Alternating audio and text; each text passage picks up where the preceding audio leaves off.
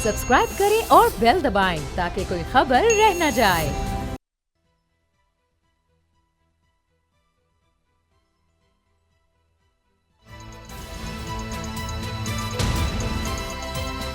अब पता चला।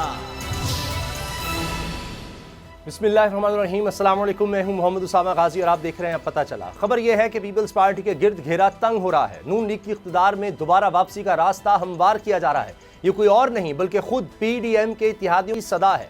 अवामी नेशनल पार्टी के सेनेटर उमर फारूक ने नून लीग की डील का राज खोल दिया है।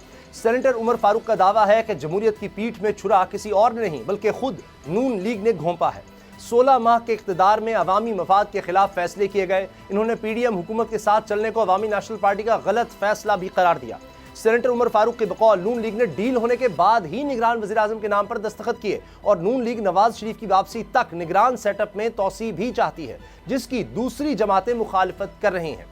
उमर फारूक के बकौल अगर इलेक्शन ताखीर का शिकार हुए तो फिर सियासी तहरीक भी आ सकती है। एक बड़ा इंकशाफ या दावा जो सेनेटर उमर फारूक ने किया वो ये कि अब पीपल्स पार्टी की फाइलें भी खुल सकती हैं। ये बात ऐसी गलत भी दिखाई नहीं देती क्योंकि इस हवाले से खबरें आना शुरू हो चुकी हैं। ज़राए का दावा है कि सिंध की ब्यूरोक्रेसी में बड़े तबादलों का इम्कान है। निगरान हुकूमत ने पीपल्स पार्टी के पसंदीदा अफसरान की लिस्टें इलेक्शन कमीशन को भेज दी हैं।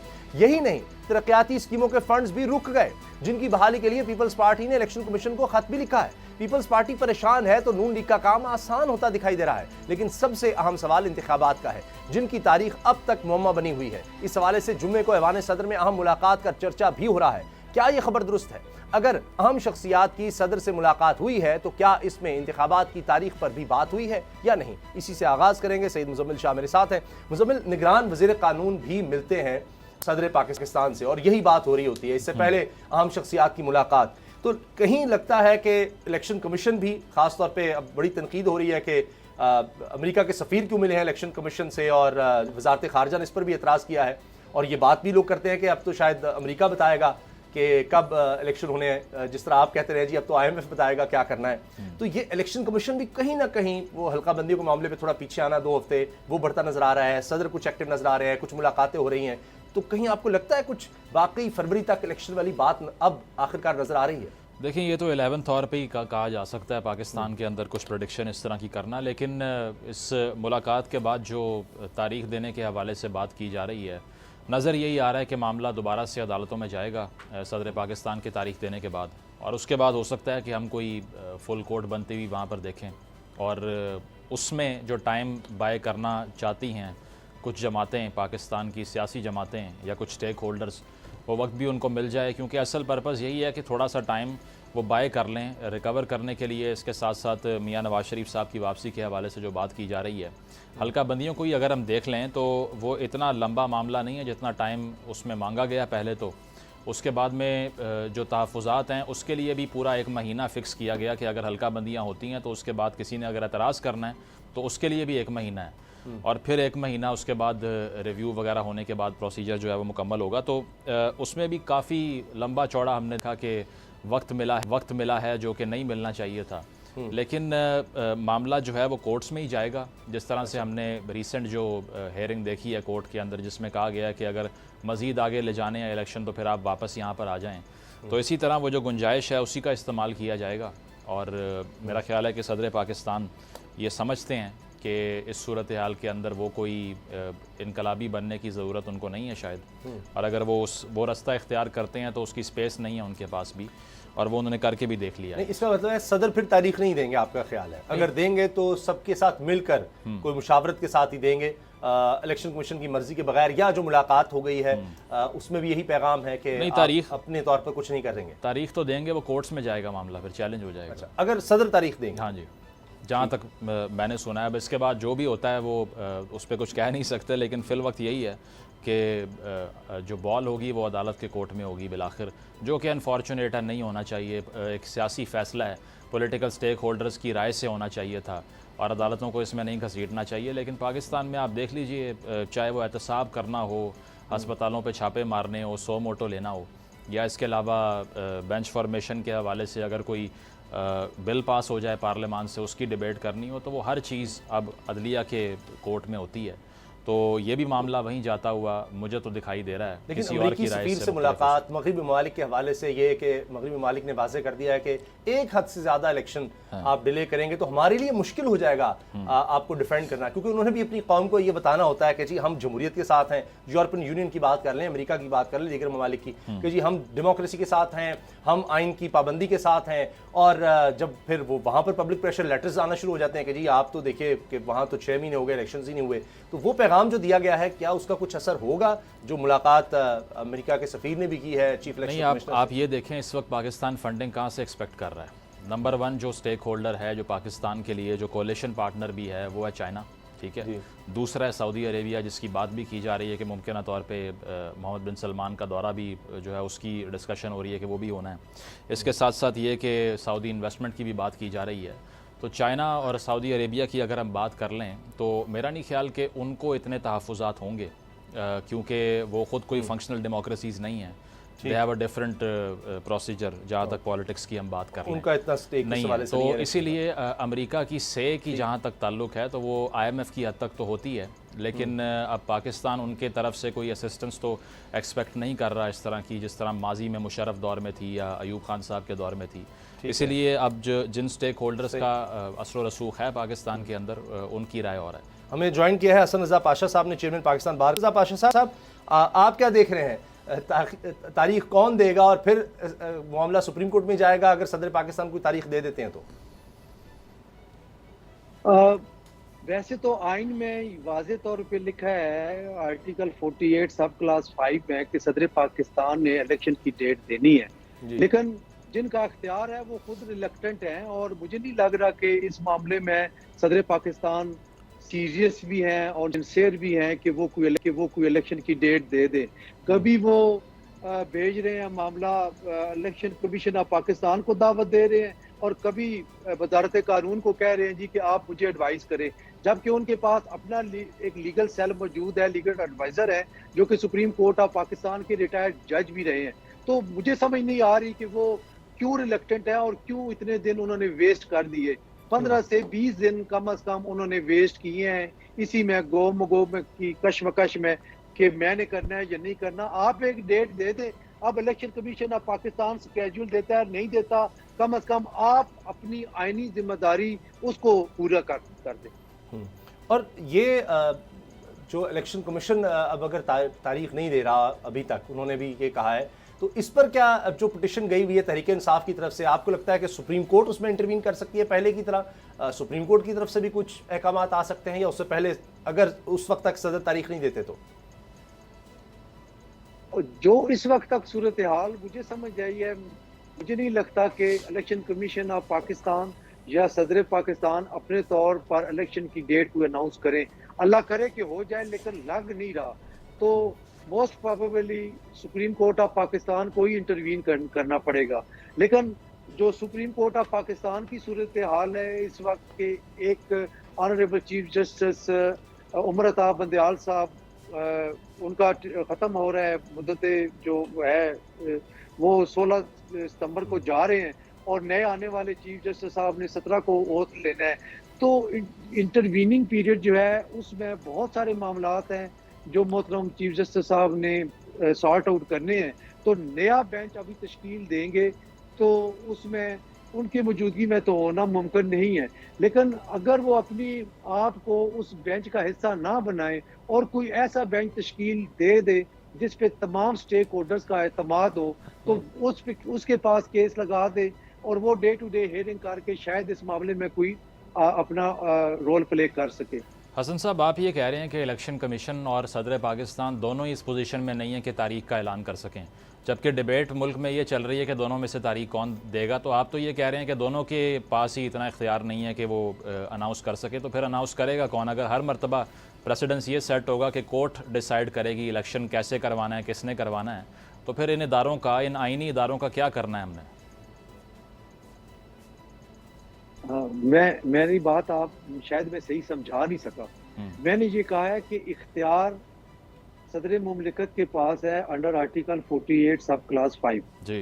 वो अपने इस इख्तियार को इस्तेमाल करने से अवॉइड कर रहे हैं और कभी वो इलेक्शन कमीशन ऑफ पाकिस्तान को सेक्शन 57 ऑफ इलेक्शन एक्ट 2017 के तहत अपने साथ मशावरत के लिए बुला रहे हैं, जबकि 57 में अमेंडमेंट हो गई है जिसकी मंजूरी उन्होंने खुद दी है, और वहाँ पे मशावरत वाली क्लास ख़त्म हो गई है और सिर्फ इलेक्शन कमीशन ऑफ पाकिस्तान को इख्तियार दिया गया है कि वो इलेक्शन की डेट अनाउंस करे।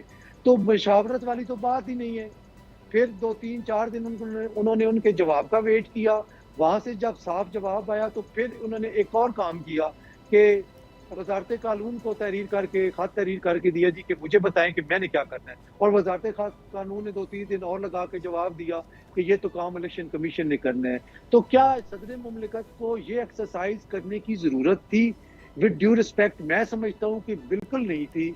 उनको चाहिए था कि वो अपना इख्तियार असरटेन करते और एक नोटिफिकेशन जारी कर देते कि इलेक्शन फलां डेट को है, और फिर बाल चली जाती इलेक्शन कमीशन ऑफ पाकिस्तान की कोर्ट में और वो डिसाइड करते कि स्केड्यूल देना है या नहीं देना।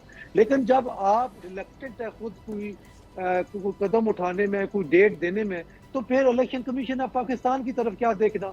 तो इसलिए इस तनाजुर में मैंने कहा था कि जब दोनों अवॉइड कर रहे हैं तो फिर लामहला तौर पे एक ही लॉस रिजल्ट रह जाता है और वो है सुप्रीम कोर्ट ऑफ पाकिस्तान। लेकिन सर अगर सुप्रीम कोर्ट पाकिस्तान में जाकर कोई तारीख आती है तो उसका फायदा क्या? अमल दरामद तो उसमें भी नहीं होगा, पहले भी नहीं हुआ। सर बात ये है कि अगर इस हवाले से ये सोच के बंदा बैठ जाए कि पहले ऐसा हुआ है और अब अगर गए तो वैसे ही हुआ तो फिर क्या होगा। मेरा ख्याल ये है कि मैं ये समझता हूँ बतौर स्टूडेंट ऑफ लॉ कि जब आइन और कानून के मुताबिक आपने चलना है तो आप अपनी ड्यूटी दे दें, अपनी जिम्मेदारी से ओहदा बरा हो जाए, और फिर देखें कि तारीख देख रही है, तारीख रकम हो रही है कि आपने अपना एक तारीखी किरदार अदा कर दिया। आगे जहाँ पे जाना है, जिन्होंने करना है उन्होंने अपना किरदार अदा करना है। अगर वो किरदार अदा करने में नाकाम होंगे तो तारीख में वो भी रकम हो जाएगा और आइंदा आने वाली नस्लों को ये पता चल जाएगा कि कौन से लोग हैं, मगर कौन से इदारे हैं। सर मसला ये है, बादशाह साहब गुजारिश ये है, अभी हमने आगे मियां नवाज शरीफ की वापसी की भी बात करनी है, उनकी कानूनी रुकावटें है, लेकिन बात यह है कि यहाँ तो अब सोशल मीडिया पे कहा जा रहा है कि चीफ जस्टिस को पता ही नहीं जब वो रिटायर हो जाएंगे, या सदर पाकिस्तान ने भी सारी उम्र सदर नहीं रहना, उसके बाद फिर उनके साथ बहुत कुछ हो सकता है अगर वो लाइन पर नहीं चलते। तो जो उनको पैगाम दिए जा रहे हैं या जो उनको समझाया जा रहा है, अगर वो उसके मुताबिक नहीं करते तो फिर रिटायरमेंट के बाद भी उनके लिए मुश्किलात हो सकती हैं। सर ये तो प्रिजम्पशंस हैं, और जब आप एक ओहदे पे पहुंचते हैं और हल्फ उठाते हैं आइन के तहत, तो फिर हल्फ की पासदारी करना आपका फर्ज ऐन है और आपको करनी चाहिए। अगर आप समझते हैं कि आप नहीं कर सकते तो फिर आप छोड़ दें ओहदा। दिस इज वेरी सिंपल कि अगर आपको अपनी जिंदगी, अपने बच्चों की जिंदगी फर्ज माल, इस तरह की जो बात मैं समझाऊं जो आप फरमा रहे हैं वो है, तो फिर छोड़ दें। अच्छा, देखिए आइन की पासदारी का हलफ जब आपने उठाया है और तमाम पर्क्स एंड प्रिविलेजेस जो के उस ओहदे के उस हवाले से वो आप वसूल कर रहे हैं, तो फिर ये जिम्मेदारी भी आयद होती है कि आप अपनी आइनी जिम्मेदारी पूरी करें। सही। अब आपने जिस तरह फरमाया ना छोड़ दें, अगर इतना ही आपको डर लगता है तो मियां साहब छोड़कर ही चले गए थे, वो भी मुल्क से बाहर चले गए थे, अब वो वापस आना चाह रहे हैं। चले गए ना। जी जी जी जी, अब वो वापस आना चाह रहे हैं, और अब जी जी सर 15 अक्टूबर कहा जा रहा है, तो उनके लिए कानूनी कोई मसाइल है? क्योंकि ये भी कहा जा रहा है शायद वो अब बराह रास्त लाहौर आएंगे इस्लामाबाद जाने की बजाय, तो एक कन्विक्टेड शख्स अगर हो तो उसमें फिर प्रोसीजर क्या होता है? वो आए तो आराम से आकर चला जाए, फिर वो अदालत में आकर कहे कि जनाब गलत फैसले थे और भी खत्म हो चुका है, तो क्या प्रोसीजर हो सकता है रिलीफ का? क्योंकि ये तो राना सनाउल्लाह सब कह चुके हैं कि सब चीज़ें तय हो चुकी हैं, जीरो रिस्क है, गारंटी भी मिल चुकी है, लेकिन कानूनी तौर पर उसको कोई तो शक्ल देनी होगी, वो क्या हो सकती है? देखें बात ये है कि ये हमने मुल्क की तारीख में पहली दफा देखा है कि कोई कन्विक्टेड शख्स इस तरह बाहर गया है। अदरवाइज आप यहाँ पे कन्विक्टेड शख्स को उसके दूसरे केस के ट्रायल के सिलसिले में आप कोर्ट में नहीं लेके जा सकते, कोर्ट को अंदर जाना पड़ता है जेल में ट्रायल करने के लिए, नंबर 1। नंबर 2, चले अगर उनकी बीमारी की वजह से उन पे बहुत मेहरबानी की गई तो फिर मामला वहीं से शुरू होगा जहां पे खत्म हुआ था, यानी कि उनको आके सरेंडर करना पड़ेगा, वो जेल जाएंगे। फिर जब उनकी अपील इस्लामाबाद हाई कोर्ट में पेंडिंग है तो वहां पे वो सेक्शन 426 सीआरपीसी की एप्लीकेशन देके फॉर सस्पेंशन ऑफ सेंटेंस, जिस तरह के हाल ही में पीटीआई के चेयरमैन ने अपनी जो जो जो सेंटेंस है उसकी सस्पेंशन करवाई है इस्लामाबाद हाई कोर्ट से, इस तरह की देंगे तो वो बाहर आएंगे। फिर ठीक। तब भी न्यायालय की तलवार उन पे लटकती रहेगी जब तक वो उसमें से बरी नहीं होते। तो ये जो कानूनी तकाजे हैं ये उनको पूरे करने पड़ेंगे। अगर वो लाहौर आते हैं, लाहौर उतरते हैं, ठीक। तो मैं समझता हूँ कि सबसे पहले यही होना चाहिए कि उनको इस पाक सरजमीन पे पहुंच के खुद को कानून के हवाले करना चाहिए, सरेंडर करना चाहिए। हसन साहब, इस पे तो वो राना सनाउल्लाह साहब कहते हैं उनकी बेल पहले ही हो जाएगी, लेकिन उसको अगर ना भी सीरियस लिया जाए, आपने अभी नाअहली की बात की, आपकी इंटरप्रिटेशन क्या है कि आया उनकी नाअहली अभी भी स्टैंड करती है या ख़त्म हो चुकी है एक्ट आने के बाद? देखें, 5 साल मुकम्मल होने के बाद उनकी नाअहली ख़त्म हो गई है। अगर उनका एक और फैसले में honourable supreme court of Pakistan ने और उनकी 62-63A की इंटरप्रिटेशन करते हुए उनको लाइफ टाइम नाअहली जब दी तो उस वक्त कोई कानून नहीं था, ना ही आइन में लिखा था कि नाअहली 5 साल होगी और ना ही कानून में लिखा था, यानी इलेक्शन एक्ट में कहीं भी नहीं लिखा था कि 5 साल लाइफ टाइम होगी। तो honourable supreme court of Pakistan ने इंटरप्रिटेशन करते हुए लाइफ टाइम दे दी। उसको अनडू करने के लिए उन्हें सीएम फाइल करनी पड़ेगी कि चूंकि उस वक्त कानून नहीं था, अब कानून में अमेंडमेंट आ गई है और मैक्सिमम नाअहली 5 साल के लिए है। तो मुझे जो आपने लाइफ टाइम नाअहल किया वो गलत था। अब इस कानून की रोशनी में मेरा फैसला किया जाए तो यकीनन फिर कोर्ट इस कानून की रोशनी में फैसला करेगी, लेकिन वहां से वर्डिक्ट लेना पड़ेगा। ठीक।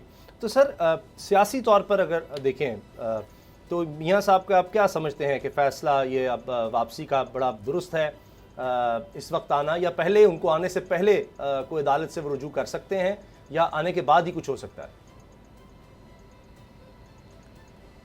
देखें, अदालत में हाँ आने से पहले तो नहीं ले सकते। हाँ, अगर इनकी सिर्फ बेल होती तो प्रोटेक्टिव बेल करवाने के लिए रुजू कर सकते थे और इनको प्रोटेक्टिव बेल मिल जानी थी। पहले भी इनको मिली है, मियाँ शहबाज शरीफ साहब को मिली है और बाकी लोगों को, कईयों को मिली है जो बड़े लोग हैं, आम आदमी को नहीं मिली बहरहाल। तो प्रोटेक्टिव बेल मिल सकती है, वो आके फिर जो कंसर्न कोर्ट है उसमें मूव कर सकते हैं। लेकिन यहाँ पे सूरत हाल ऑल टुगेदर डिफरेंट है कि सिर्फ बेल नहीं है, क्योंकि उनकी कन्विक्शन हुई है तो उसके लिए उनको सरेंडर करना जरूरी होगा, और सरेंडर करेंगे तो फिर सेक्शन 426 सीआरपीसी की जो एप्लीकेशन है फॉर सस्पेंशन ऑफ सेंटेंस वो फाइल करनी पड़ेगी इनको, वहां पे सस्पेंड करा के फिर बाहर आएंगे। सर आप जो बात करें बिल्कुल कानून तो इसी तरह आप दुरुस्त फरमा रहे होंगे, लेकिन सियासी तौर पर हम देखें, राना साहब तो कह चुके हैं जीरो रिस्क है, गारंटी भी मिल चुकी है, तो उसमें फिर क्या होता है? किस तरह हमारे मुल्क में सारी चीज़ें कानून के इर्द गिर्द हो जाती हैं? जब आपने किसी को भेजना है तो जो मर्जी हो बाहर जा सकता है, वो वापस भी आ सकता है, और यहाँ पर वो अगर किसी की बारी आ गई है तो वो फिर अंदर भी हो सकता है। ये तो हमारे मुल्क में होता है। तो आपके लिए हैरानी की बात होगी अगर मियाँ साहब आकर सीधा घर चले जाते हैं और कोई उनको सीधा जेल नहीं जाना पड़ता, क्योंकि हमने अभी एक केस में देखा है कि फिरोज इलाही साहब गिरफ्तार होते हैं तो आईजी पंजाब कहते हैं मुझे पता भी नहीं वो कहाँ है। तो पुलिस को क्या पता कि मियाँ साहब कब आए हैं, कब वो घर गए हैं? ये तो पुलिस ने करना है, जाकर गिरफ्तार करना है। या अगर अदालत कहती है तो अदालत के अहकाम की भी कोई ज़रूरत हमने नहीं देखा। अब ब्यूरोक्रेसी अमल करे, उसकी मर्जी है, ना करे। MPOs के तहत हम बड़े लोग इस तरह गिरफ्तार होते देखते हैं, अगली गिरफ्तारी हो जाती है। तो इसी को अगर हम रिवर्स कर दें तो अगर ब्यूरोक्रेसी आपके साथ है तो फिर तो कोई मसला नहीं है आपको इन कानूनी मामलात का। प्रैक्टिकली तो सर यही है ना सियासत में हमारे। देखिए, मैंने बात की है कानून की और प्रोसीजर की, और जो आम आदमी, जो आम शहरी, आम लिटिगेंट यहाँ पे फेस करता है और वो इस तरह के तमाम मामलात में से गुजरता है। एलीट क्लास का जहाँ तक तल्लक है, वो आपको पता है कि उनको इस तरह के यूनिक उनको रिलीफ मिलते हैं, ब्लैंकेट रिलीफ मिलते हैं। मसलन के जी के ये इस केस में भी बेल है और इसके बाद जितने केस भी रजिस्टर होंगे उन तमाम में इनको बेल है, ना गिरफ्तार किया जाए। ये किसी आम आदमी को, ओसामा साहब, नहीं मिलता रिलीफ। सही। किसी भी आम आदमी को आज तक नहीं मिला। ये सिर्फ खास लोगों को मिलता है और हमारी बदकिस्मती है कि इतनी डिस्क्रिमिनेशन होती है कि लोग, मैं एक प्रैक्टिसिंग लॉयर हूँ, मुझसे मेरे मुवक्किल कहते हैं, मेरे क्लाइंट्स कहते हैं कि जनाब आप क्या कौन से वकील हैं, आप हमें ये रिलीफ नहीं दे सके और देखें फलां बंदे को इस तरह का रिलीफ मिल रहा है, तो हम चुप हो जाते हैं क्योंकि हमारे पास जवाब नहीं है। आर्टिकल 25 की सीरियस खिलाफ वर्जी है, डिस्क्रिमिनेशन है। लेकिन राना साहब हमारे लिए इंतहाई मोहतरम है, उन्होंने कहा है कि बातचीत हो गई है, जीरो है। तो पता नहीं, मुझे तो इस वक्त और कोई राह सुझाई नहीं दे रही। जो मैंने अर्ज किया आपको अपने तजर्बे की बुनियाद पे, अपने नॉलेज की बुनियाद पे, वो तो यही है कि अनटिल एंड अनलेस वो सरेंडर नहीं करेंगे वो बाहर नहीं आ सकेंगे। ठीक है, बहुत बहुत शुक्रिया हसन रजा पाशा साहब, चेयरमैन पाकिस्तान बार काउंसिल, आपने वक्त दिया। ब्रेक से हैं और ब्रेक के बाद बात करेंगे। एक और रिकॉर्ड बन गया है, चीनी की फ़ी किलो कीमत 230 रुपये पर जा पहुंची है। अब किससे सवाल किया जाए, अब कौन सा माफिया है इसके पीछे? पीपल्स पार्टी की सुने तो वो नून लीग पर डाल रही है, नून लीग की सुने तो पीपल्स पार्टी पर। एहसन इकबाल साहब कहने, नवीद कमर साहब इसके जिम्मेदार हैं। इसहाक डार बाहर लंदन में बैठे लेक्चर दे रहे हैं कि जनाब ये सारा गवर्नेंस का मसला है, इसको कंट्रोल क्यों नहीं किया जा रहा। अब जिन पर माजी में इल्ज़ाम होता था, अब वो इस्तेहकाम पाकिस्तान पार्टी बना चुके हैं जहांगीर तरीन साहब। अब ये भी सुन रहे हैं कि FBR सारों को देख रहा है कि कौन किसका कसूर है। तो मसला यह है कि आम आदमी इसमें पिस गया है, उसके बिल बढ़ते चले जा रहे हैं, महंगाई बढ़ रही है, पेट्रोल बढ़ गया, अब चीनी भी है, आटा भी, हर चीज़ महंगी हो रही है। कौन इसका जिम्मेदार है? ब्रेक के बाद बात करेंगे।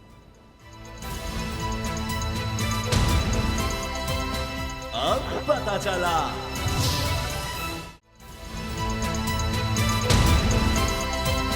अब पता चला।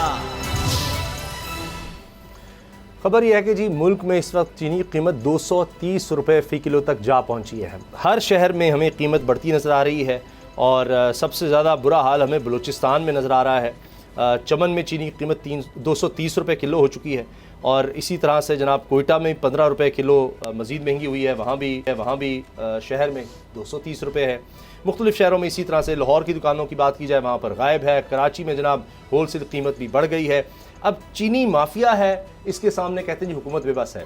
अब दिलचस्प बात यह है कि जो लोग हुकूमत में रहे हैं या हर दफ़ा हुकूमत में होते हैं, उन्हीं का कारोबार है चीनी से मुतालिक, या बराह रास्त खुद हैं, जितने भी हम सियासी ख़ानदान देखते हैं, या उनके कोई ना कोई दोस्त अहबाब रिश्तेदारों के ये सब काम है। अब हुआ ये है कि एहसन इकबाल साहब ने कहा कि जी ये नवीद कमर साहब पाकिस्तान पीपल्स पार्टी के जो रहनुमा हैं, उनकी वजह से उन्होंने इजाज़त दी थी। उन्होंने कहा था कि जी एक्सपोर्ट होनी चाहिए चीनी एक्सपोर्ट हो गई, कहा गया वाफिर मकदार में है, लिहाजा अब किल्लत हो गई और ये महंगी हो गई। नवीद कमर साहब कहते हैं जी कोई एक आदमी इजाज़त नहीं देता, इसकी बाकायदा मंजूरी ली जाती है, उसमें नून लीग के लोग भी शामिल थे। अभी एक दूसरे पर इल्ज़ाम दे रहे हैं। एहसन इकबाल साहब अपनी जगह कह रहे होंगे, मगर इसहाक डार साहब लंदन जा चुके हैं और वहाँ से लेक्चर दे रहे हैं कि जनाब हमें अब मौका मिला तो हमने अब 3 साल में हम ठीक कर देंगे। और ये जो चीनी की कीमत ऊपर गई, गवर्नेंस का मसला है, ठीक नहीं तरह से संभाला जा रहा।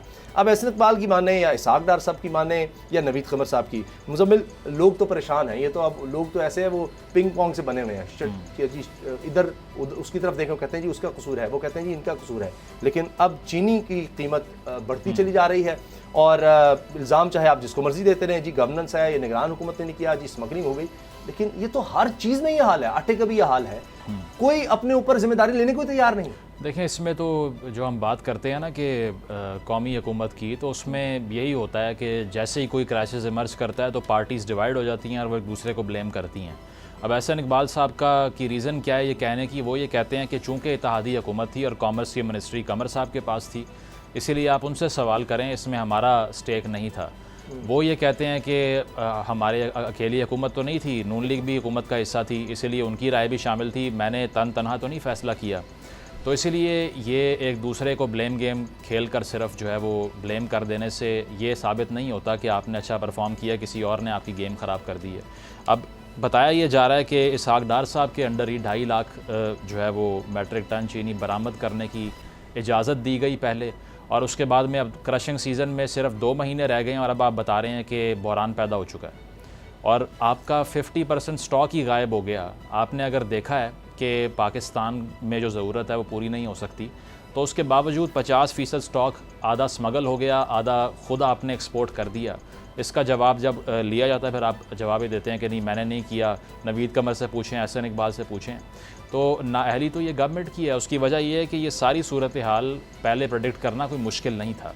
एक डिमांड होती है और एक सप्लाई होती है, वो जानना कोई मुश्किल काम नहीं है इन मिनिस्टर्स के लिए, जिनके अंडर सैकड़ों लोग काम करते हैं, रिसर्च भी करते हैं। इसके अलावा उनके मुख्तलिफ जो है वो इदारों के साथ कोऑर्डिनेशन भी होती है, यही जानने के लिए कि मार्केट की डिमांड क्या है। अब पाकिस्तान के अंदर जो शुगर माफिया है, इसने कितने अरसे से मोनोपोली कायम की हुई है कि आप ये देखते हैं कि ये वो फसल है जिसमें सबसे ज़्यादा आपको हाइड्रेशन चाहिए, पानी चाहिए। उसके बावजूद सबसे ज़्यादा जो तेज़ी से ग्रो करने वाली फसल रही है पाकिस्तान के कुछ पुराने, अगर हम देख लें 2-3 डेकेड्स को देखें, तो वो गन्ने की फसल है। वो इसीलिए कि एक मखसूस तबका सिर्फ यही उगा रहा था और उनको प्रॉफिट यहाँ से मिल रहा था। उससे गंदम का शॉर्टेज भी हुआ, जो कि इससे बहुत कम रिसोर्स, कहते हैं बड़ा नुकसान, कॉटन का भी नुकसान हुआ। और अब ये हुआ कि जिस फसल के लिए सारा कुछ किया आपने, वो भी नहीं है, वो भी आपने इस तरह एक्सपोर्ट कर दी या फिर स्मगलिंग होती जा रही है, उसको भी कोई रोक नहीं सका। अब कहते तो हैं कि हमने एक्सपोर्ट की इजाज़त इसीलिए दी कि वाफिर तादाद में थी, ज़्यादा तादाद में थी, जितनी हमें ज़रूरत नहीं थी। बिल्कुल, हमारी ज़रूरत से ज़्यादा थी, तो आपने एक्सपोर्ट की इजाज़त दे दी, उससे डॉलर गए वही चीनी माफिया को। और अब इंपोर्ट भी अगर करनी है तो आपने इंपोर्ट करके भी उनको इजाज़त देनी है, वही इंपोर्ट करेंगे और वही लोग बेचेंगे।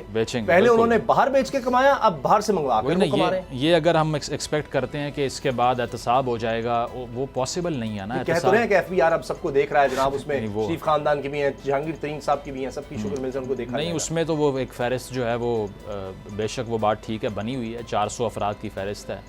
और 15 सितंबर के बाद आप देखिएगा अनप्रेसिडेंटेड किस्म का जो है वो एक एहतसाब का नया अमल शुरू हो जाएगा।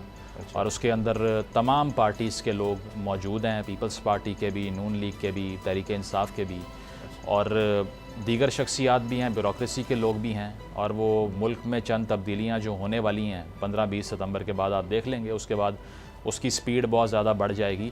वो चीज़ अपनी जगह, लेकिन ये जो रिफ़ॉर्म आपने करनी है जिसमें आवाम की जेब से पैसा निकाल के बाहर ले जाते हैं ये टाइकून्स जो हैं पाकिस्तान के, इनको पकड़ना इज़ वेरी डिफ़िकल्ट, क्योंकि जो स्टेट क्राफ्ट है सारा वो मोस्टली बेनिफिट ही इनको कर रहा है ना। इस केस में आप देख लें, गंदम के केस में देख लीजिए आप, दीगर अगर रियल एस्टेट सेक्टर की बात कर लें, उसमें देख लें, दाल जिसको भी कहते हैं, यही लोग हैं घुमा फिराकर, यही लोग हैं जो सारे कारोबारों में वही शब्बर ज़ैदी साहब वाली बात है कि जैसे ही आप रिफॉर्म की बात करेंगे तो एक वफ्त आ जाएगा और फिर आप खामोश हो जाएंगे। तो ये इसकी तो इतनी एक्सपेक्टेशन नहीं करनी चाहिए। बहरहाल एहतसाब वाली बात आपकी ठीक है कि वो बहुत जल्द हम देखेंगे कि नैब के केसेस भी आएंगे, इसके अलावा करप्शन की दास्तानें भी सुनने को मिलेंगी। और कुछ तो हुआ कि एक दौर था तहरीक इंसाफ का, वहाँ 100 रुपये कीमत गई तो हमने देखा जी चीनी चोर, चीनी माफिया, वो सब हमने देखा। आज 220 पर चली गई है। तो ये तकरीबन 2.5 साल में कहाँ से कहाँ चले गए। उस वक्त JIT भी बनी, सारा कुछ हुआ, लेकिन कुछ नहीं हो सका। अब तो ये लोग आए जिन्होंने कहा था कि जी वो चीनी चोरी कर गए, इन्होंने कुछ ऐसा नहीं किया कि उसमें कंट्रोल हो सके। या तो इनके अपने बिजनेसेस हैं या सिर्फ एक सियासी नारा होता है, सारे मिले हुए हैं बीच में। नहीं, वो क्रॉस द पार्टीज़ है ना। आप अगर ये बात करें कि एक इंडस्ट्री में किसी एक मखसूस पार्टी की इन्वेस्टमेंट है, तो ऐसा नहीं है। यहाँ पर मफाद के वक्त सब जो है वो एक साथ होते हैं। जैसे ही आप MNAs की तनख्वाह बढ़ाने की बात करें, सब उस पर साइन कर देंगे। वहाँ पर किसी को तब्दीली या हकीकी आज़ादी या फिर वोट को इज़्ज़त दो याद नहीं आएगा। वो सिर्फ तब याद आता है जब आवाम को डिवाइड करना हो, जब उनको पोलराइज़ करना हो, जब उनको 2 हिस्सों में बांट के आपस में लड़वाना हो, तो तब वो कहते हैं कि हम एक दूसरे के मुखालिफ हैं। मफाद में कोई मुखालिफ नहीं होता, प्रॉफिट में सब एक साथ होते हैं। जहाँ तक अब ये रिफॉर्म्स की आपने बात की, अब इस वक्त चर्चा है एक मीटिंग का भी, और आर्मी चीफ ने कुछ सीनियर जिस तरह हमारे साथी हैं उन्होंने शेयर भी किया है, कामरान खान, सब दीगर लोग, कि उसमें लगभग लाहौर में भी, कराची में भी कुल मिलाकर 100 के करीब जो बड़े बड़े बिजनेसमैन हैं उनसे मुलाकात की। उसमें कहा जी इनकम टैक्स के हवाले से नॉन टैक्स फाइलर्स जो हैं उनको देखा जाएगा, डॉलर का जो है इसको स्मगलिंग को रोका जाएगा, ये सब कुछ। तो क्या ये तो एक एक डिपार्टमेंट की नाकामी नहीं है? इसका मतलब FBR अगर नहीं कलेक्ट कर पा रहा तो जनाब वो आर्मी चीफ कहने जिसको हमें देखना होगा, स्मगलिंग जो है उसमें कस्टम हो, बॉर्डर सिक्योरिटी हो, वो नाकाम है।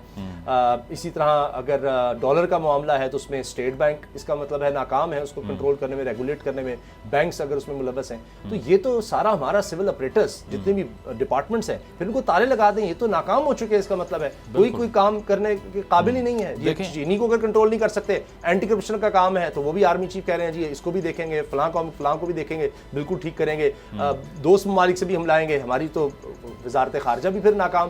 तो यहाँ तो कोई काम किसी ने नहीं फिर किया। देखिए अनफॉर्चुनेटली ये सारा एक पॉलिटिकल फेलियर है। अगर हम ये कहें ना कि ये सिर्फ किसी एक इदारे का, या देखा जाए कस्टम्स की हमने बात की, या एंटी करप्शन की जो ड्राइव्स हैं पाकिस्तान में, उसकी बात करें, FBI की बात कर लें, तो ये बेसिकली पॉलिटिकल फेलियर होता है। अगर आपकी पार्लियामान ही फंक्शनल नहीं होती, अगर आपकी सियासी क़ुव्वतें इतनी कमज़ोर होती हैं कि वो हर फैसला करने के लिए, हर बिल पास करवाने के लिए किसी और से मदद मांगें, और इसके अलावा वो आपस में एक दूसरे की शक्ल देखने को तैयार नहीं है, लेकिन वैसे इस बात का शौक़ है कि वो किसी तीसरी क़ुव्वत से मदद मांग लें, तो उससे फिर ये रिज़ल्ट निकलता है कि आप सारी स्पेस गिव अप कर देते हैं और आप ये बता देते हैं कि हम इतने एफिशिएंट नहीं हैं कि हम कुछ भी चला सकें।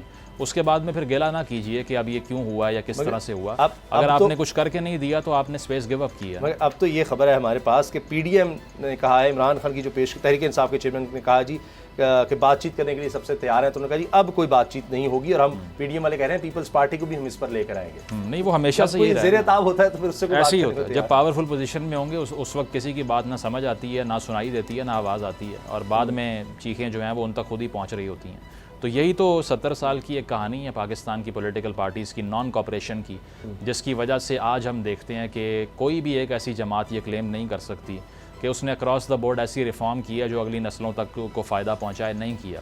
हर किसी ने शख्सियत जो है उसको एम्पावर किया है, आवाम को नहीं किया। और जहाँ तक आपने ये कुछ होने वाले फ़ैसलों की बात की है, तो उसमें फ़ैसले ये भी किए जा रहे हैं कि अदलिया के हवाले से जो रोल है वो भी डिस्कस हुआ है। उसमें भी बात की गई है कि अब पिछले 10-15 साल के अंदर हमने देखा है बिज़नेस के हवाले से, इन्वेस्टमेंट के हवाले से ये जो एक्टिविज़म शुरू हो जाता है एक, या फिर हर्डल्स बनाई जाती हैं, कोई बड़ा प्रोजेक्ट लग जाए तो उसके पीछे पड़ जाते हैं, इसको भी रोकेंगे। अच्छा। क्योंकि इसको रोके बगैर आप ये एक्सपेक्ट नहीं कर सकते कि पाकिस्तान में कोई भी काम शुरू हो सकता है।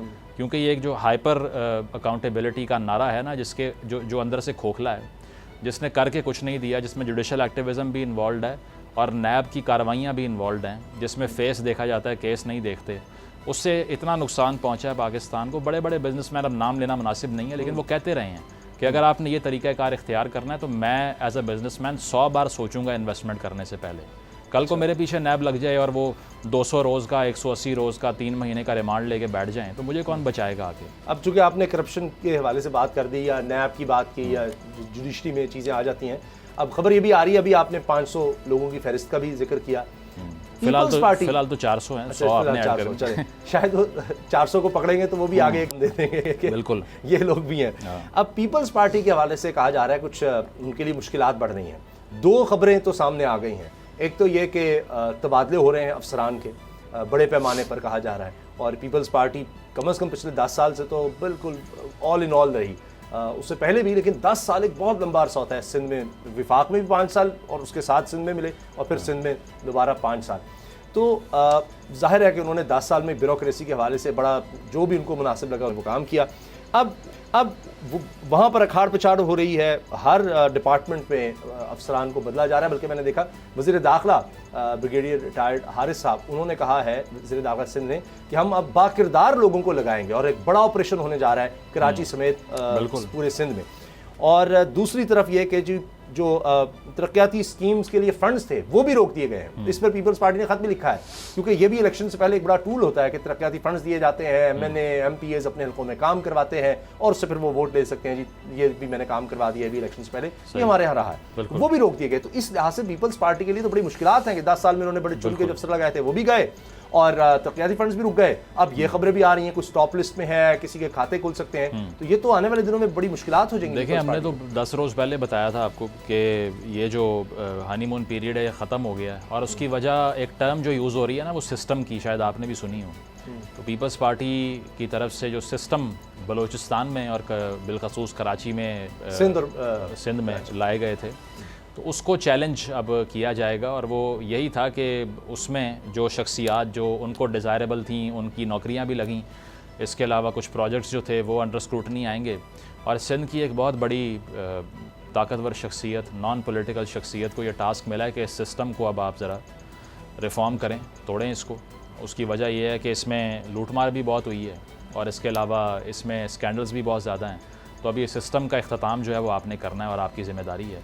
और ये ज़िम्मेदारी हमने देख ली कि वो फ़ौरन नज़र आना शुरू हो गई है। आपने भी इसको डिस्कस किया 15-20 तारीख के बाद ये आपको 10 गुना स्पीड से होता हुआ सिस्टम जो है वो रोल बैक होता हुआ दिखाई तो देगा। इलेक्शंस का क्या होगा? इलेक्शंस तक ये सारे उसमें- जिसको सफाया कहा जा रहा है, सफाई कहा जा रहा है, ये सारी हो सकेगी और पीपल्स पार्टी क्या आराम से बैठेगी, वो तो रिएक्ट करेगी। और इसी वजह से बहुत से लोग कह रहे हैं कि आपने भी, जिस तरह हमने अपने प्रोग्राम में पहले डिस्कस कर लिया था, इसी को भांपते हुए उनको भी पता लग रहा होगा ये क्या हो रहा है, तो वो भी अब 90 दिन के अंदर इलेक्शन पर जोर दे रहे हैं। नहीं, वो जोर दे रहे हैं मीडिया के सामने सिर्फ। अभी इलेक्शन कमीशन में जब जाकर उनके लोग, उनसे सवाल होता है कि आपने फिर जो काउंसिल ऑफ कॉमन इंटरेस्ट में वोट जो दिया वो क्यों दिया आपने, उसका जवाब नहीं देते वो।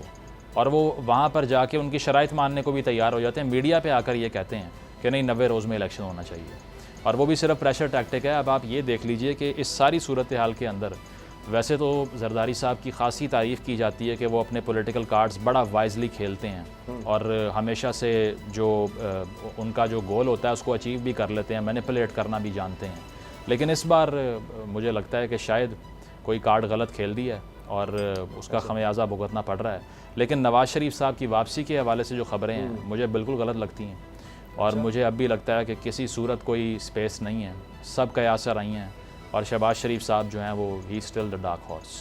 लेकिन इसमें नून लीग के लोग ज़्यादा ज़ेरे ताब तो नहीं आएंगे, क्योंकि शहबाज शरीफ साहब तो नहीं है उस लिस्ट में। नहीं, कुछ लोग हैं नून लीग के, वो आप देख लीजिएगा। नून लीग का एक पूरा जो है इस फहरिस्त में एक अच्छा खासा शेयर है, एक शेयर है इन 400 की फहरिस्त में। और वो इसीलिए है कि ये साउंड नहीं करना या ये इंप्रेशन नहीं देना कि ये एहतसाब जो है वो सिर्फ सेलेक्टिव है। It has to be across the border, उसमें नून लीग भी आएगी, क्योंकि अगर उनको आपने स्किप किया तो फिर आप ये कह नहीं सकते कि ये न्यूट्रलिटी से हो रहा है या फिर इसमें कोई पॉलिटिकल इसकी क्या वजह है कि मियाँ साहब के लिए राना साहब ने तो बड़े वाज़ेह कहा था ज़ीरो रिस्क और गारंटी मिल गई है। आप कह रहे हैं नवाज शरीफ साहब के लिए अभी उस तरह से नहीं है रास्ता, ट्रस्ट डेफिसिट है, और या शहबाज शरीफ साहब काफ़ी हैं? नहीं, शहबाज शरीफ साहब ही डिज़ायरेबल हैं और मियाँ साहब का मसला ये है कि वो जिस नौइयत का हम चाहते हैं स्टेट क्राफ्ट इस टाइम में, वो उसमें हर्डल हो सकते हैं, वो उसको फैसिलिटेट नहीं कर सकते। और दूसरी चीज़ ये है कि इंटरनेशनली भी जो ये ख़बरें हैं, बेशक उमर चीमा साहब सीनियर हैं, उन्होंने भी कहा है कि मियाँ साहब की वापसी से मशरूत है 2-3 ममालिक का पाकिस्तान से कोऑपरेट करना। मुझे ये समझ नहीं आया और ना मुझे लगता है कि बात इस नहज पर पहुंच चुकी है, क्योंकि अगर ऐसा होता तो वो बाहर ना उनकी पनामा में नाअहली होती, ठीक है, ना उसके बाद में उनको वजारत उज़्मा के ओहदे से निकाला जाता और ना 2018 के इलेक्शन में उनको शिकस्त दी जाती। अगर तो इतने बड़े स्टेक होल्डर्स उनके पीछे थे जो कि क्लेम किया जा रहा है कि थे, जो कि उस टाइम भी पाकिस्तान को फ़ंड कर रहे थे, तो फिर उस टाइम कैसे खामोशी से उन्होंने देख लिया कि ठीक है इनको हटा दिया गया और हम कुछ नहीं कर सके? ऐसा नहीं होता।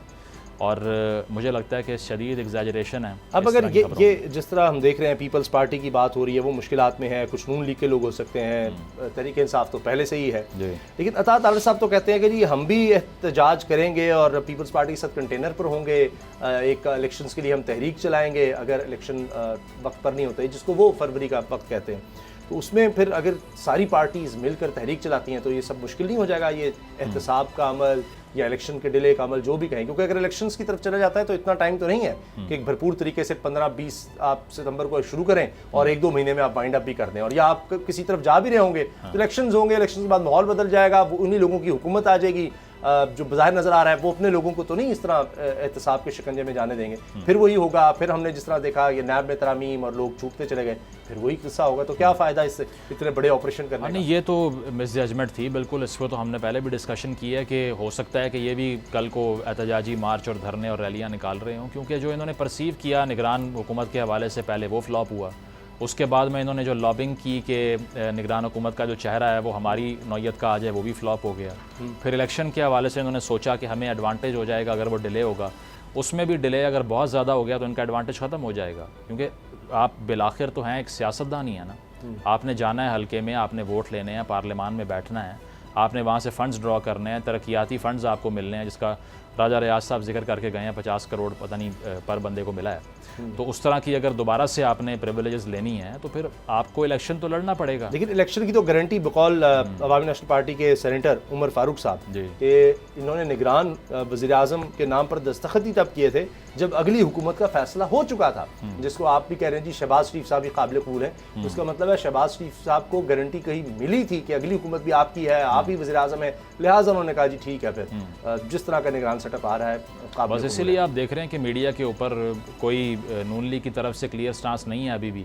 90 रोज़ की वो इतनी बात करते दिखाई नहीं देते। एहतजाज की जो वो बात कर रहे हैं फरवरी के बाद की कर रहे हैं ना। अगर उनको ये पता हो कि फरवरी में शहबाज शरीफ साहब वापस आ जाएंगे, फिर वो एहतजाज की नौबत आएगी ही नहीं। इसीलिए लेकिन मरीम साहब ने कहा है, उन्होंने तो ऐलान जंग कर दिया है महंगाई के खिलाफ और ये जो कुछ इस मुल्क में हालात हैं, उन्होंने कहा इसके खिलाफ नहीं, ऐलान जंग तो शहबाज शरीफ नवाज- साहब ने नून लीग के खिलाफ किया है। नवाज शरीफ साहब ने कर दिया ऐलान जंग, वो इसलिए अच्छा। आ रहे हैं और जैसे ही वो आएंगे वही ना। तो ये सारे मसाइल हल हो जाएंगे। मरीम साहब आगे बकौल वही- नवाज शरीफ आएंगे, महंगाई भी खत्म हो जाएगी, ये सारे मसाइल जो हैं ये सब हल हो जाएंगे। नहीं, दरअसल तो शहबाज शरीफ साहब ने जिस तरह से मैंने कहा है कि ऐलान जंग किया नून लीग के अगेंस्ट, वो इस तरह से कि जो सारी एक पॉलिटिकल बेस थी। आप देखें ना, मुशर्रफ साहब के जाने के बाद जब नवाज शरीफ साहब की एंट्री होती है, आपको वो सीन्स याद होंगे।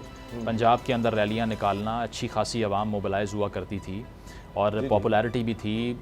इसके अलावा जो बयानिया था कि इनको एक काल कोठड़ी में सॉलिटरी कन्फाइनमेंट में मुशर्रफ ने बंद किया, इसके अलावा इनको जहाज़ की सीट से हथकड़ी लगाई, इनको रातों रात बाहर भिजवा दिया ज़बरदस्ती, और इनके ऊपर जो सियासी तौर पे ज़्यादतियाँ हुई इनके साथ, उसके बाद इनका रिटर्न हुआ, अब ये परफॉर्म करेंगे। तो वो जो इमेज बिल्डिंग 2008 से 17 तक की गई थी ना, वो सिर्फ 1.5 साल में शहबाज शरीफ साहब ने उसको रोल बैक करके ना तो उसको दरिया बुर्द कर दिया।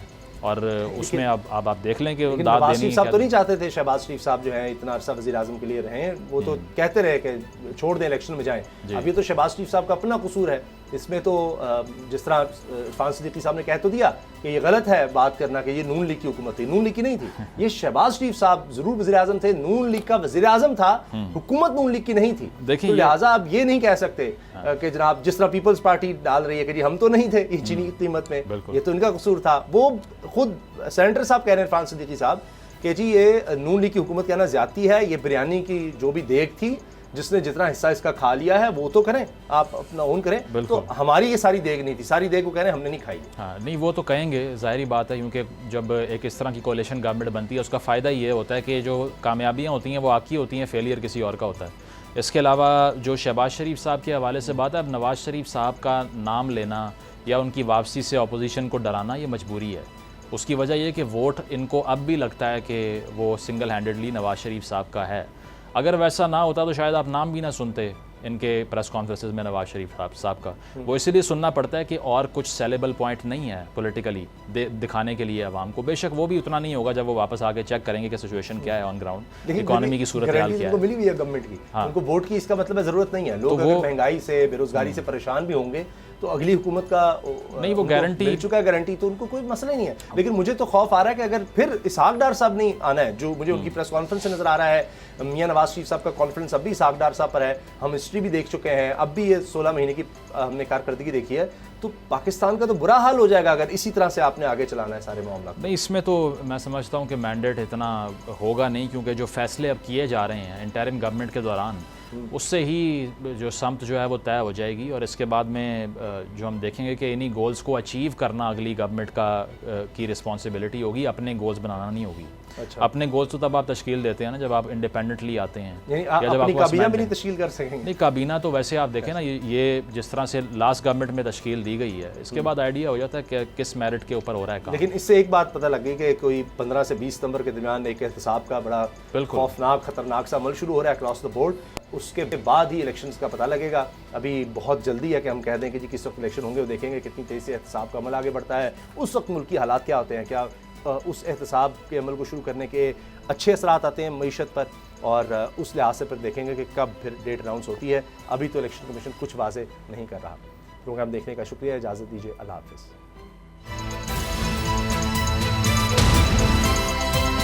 अब पता चला। सब्सक्राइब करें और बेल दबाएं ताकि कोई खबर रह न जाए।